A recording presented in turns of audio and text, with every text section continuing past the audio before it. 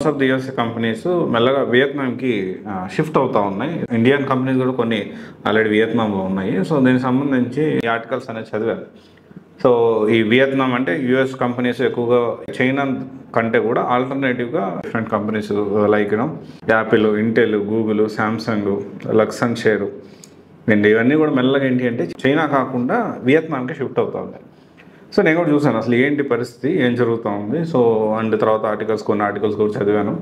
So మెల్లగా వియత్నాంలో కూడా software ఉద్యోగాలు పెరుగుతున్నాయని చెప్పి దీని గురించి చదివాను.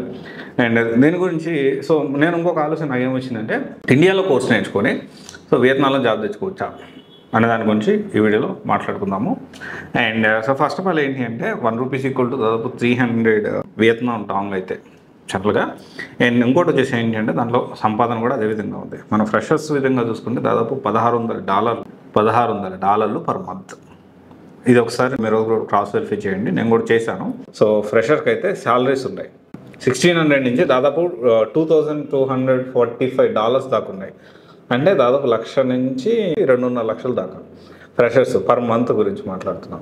తర్వాత మిడ్ అంటే ఇది ఫ్రెషర్స్కి. అదే ఎక్స్పీరియన్స్ వాళ్ళు చూసుకుంటే ఆల్మోస్ట్ $2,245 నుంచి $3,370 దాకా. సీనియర్స్ చూసుకుంటే $3,370 నుంచి $5,000 వరకు. ఎందుకు ఇంత జీతాలు ఇస్తున్నాయంటే దానికి చాలా రీజన్స్ ఉన్నాయి. సో వారన్నిటి గురించి అండ్ ఇండియన్ కంపెనీస్ ఏమేమి ఉన్నాయి, సో ఒకవేళ ఇండియాలో కోర్స్ నేర్చుకోవాలి, వియత్నాంలో సాఫ్ట్వేర్ జాబ్ తెచ్చుకోవాలి అంటే ఎలాంటి కోర్సెస్ నేర్చుకోవాలి, ఎలాంటి జాబ్ పోర్టల్స్ మనం ఫాలో అవ్వాలి, దాని గురించి ఇన్ డీటెయిల్గా ఈ వీడియోలో మనం డిస్కస్ చేసుకోవడానికి ప్రయత్నం చేద్దాము. అయితే దీనికి సంబంధించి ఫస్ట్ ఆఫ్ ఆల్ ఏంటి అంటే యాపిల్ కంపెనీ ఐపాడ్స్ కానీ, ఎయిర్పాడ్స్ కానీ, మ్యాక్ బుక్స్ కానీ, తర్వాత పిక్సెల్ ప్రొడక్షన్ అన్నీ కూడా ఇప్పుడు వియత్నాంలో చేస్తూ ఉంది.